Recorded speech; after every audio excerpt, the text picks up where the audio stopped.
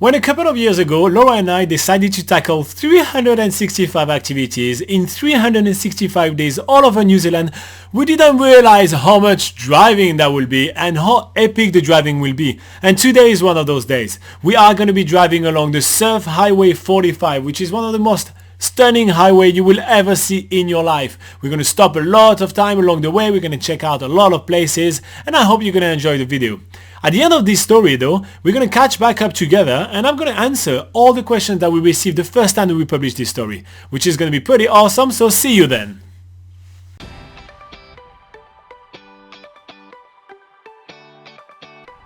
But before we go on our road trip, Robbie needs to take the camper van to the mechanics because all weekend it's been dripping some sort of oil from underneath it, making a nice little oil puddle in the street. I'm going back to Ducks and Drakes quickly, picking up Laura, and today we are exploring the Surf Highway 45. So the Surf Highway 45 runs from New Plymouth down all the bottom of the Taranaki region, following obviously the coast. Let's go. Surf Highway 45. Woo! Woo! First place we go to is literally like 12 minutes out of New Plymouth. We've heard there's a really great beach called Oakura Beach, and Oakura Beach stretches as far as the eye can see. Oakura Beach is really long. I really like it. And with the sun a little bit low this morning, it just gives some really great reflection on the white water that washes on the sand. And it's pretty stunning. Whoa! Then we head back in the camper van for a stunning drive. So the drive from Oakura Beach to the Egmont lighthouse is simply mind-blowing. You can see all the farmlands, you can see the mountain and all the long mountain range. You know, the weather is beautiful. Can you believe it is winter right now? Can you believe it? There's only one camper van when we get to the lighthouse, so we pretty much have this whole place to ourselves for the time being. We have a quick walk along the coast where the Cape Egmont lighthouse is. You get like a really awesome view from the coast, and then you see the lighthouse, and then the next layer is some more hills, and the next layer is Taranaki, and it's just a super stunning place to be. You got the sea, you got the rocks, you got the cliff, you got the farmland, you got the lighthouse, and you get a view on a beautiful mountain. Literally, that view embodies what Taranaki is all about. And we've got to spend some time here and just embrace.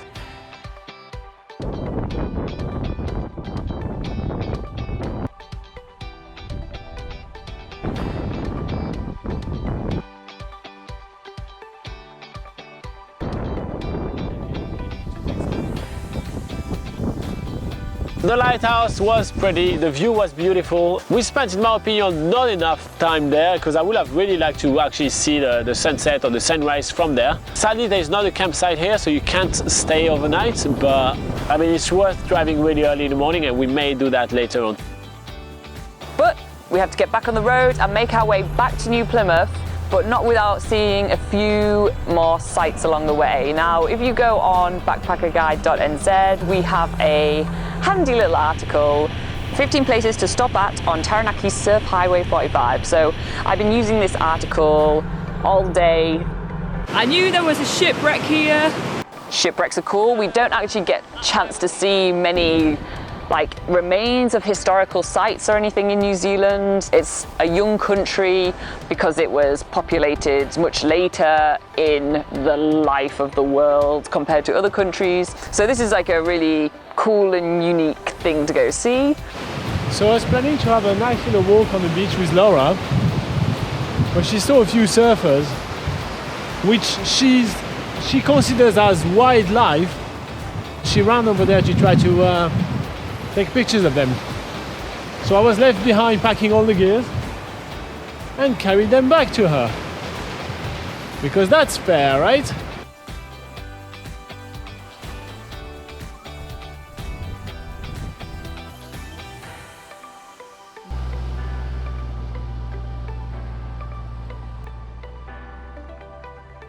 What are you guys up to tonight?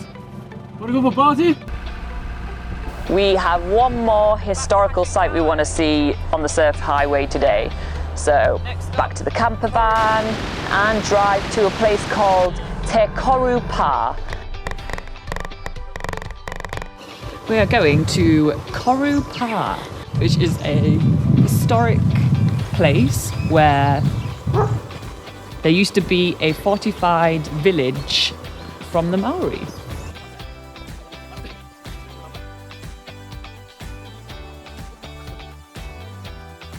This is to show that it is a public walking track, and they also point you in the right direction.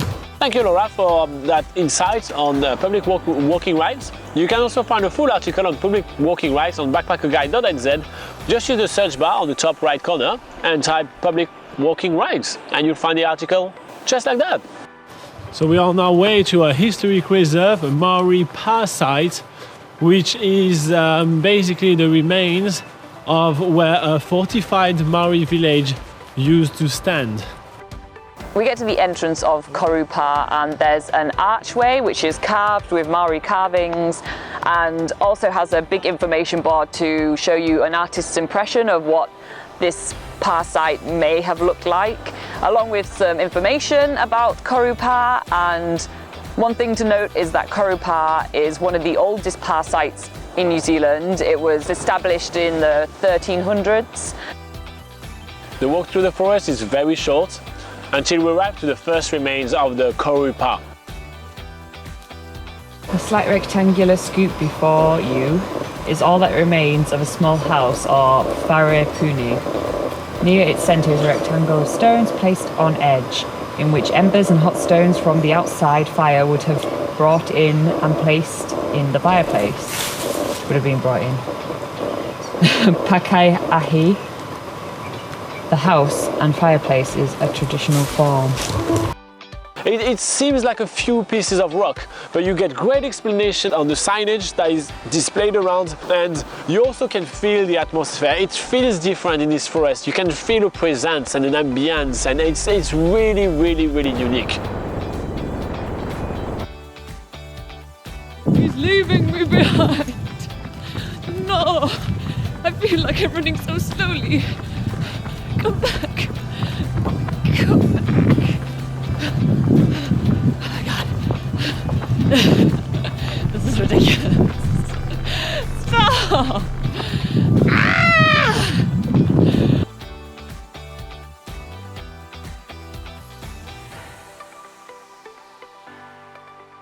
Alright, so that was kind of a fun road trip, and we did have a few comments on the video itself, so I'm going to go through a few of them that we got.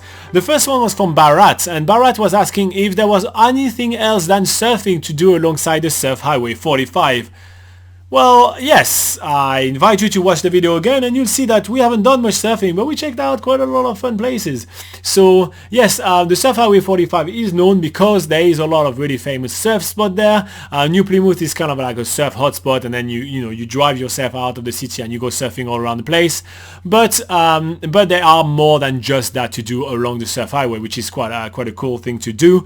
Definitely worth driving along the way. Then we also get the unofficial bucket list family that said that was really cool, and they said they're going to be checking it out and it looks beautiful. So as you can see, not too many comments this time around. That probably means that either this video wasn't too popular or we did answer all your questions in the video. So it's one or the other. Speaking of answering questions in a video, we actually hang out with you guys every single Sunday at 8 AM New Zealand time. It's probably Saturday evening in your side of the world, and yeah, we hang out on the couch and we answer all the questions that we get about traveling in New Zealand. So we do that for about an hour, so it's definitely worth joining in if you feel like doing so.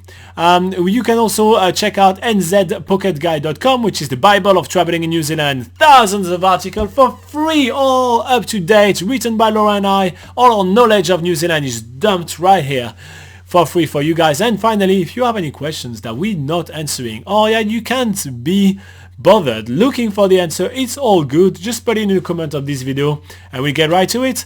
Thank you very much for watching. Have a lovely day. Bye bye.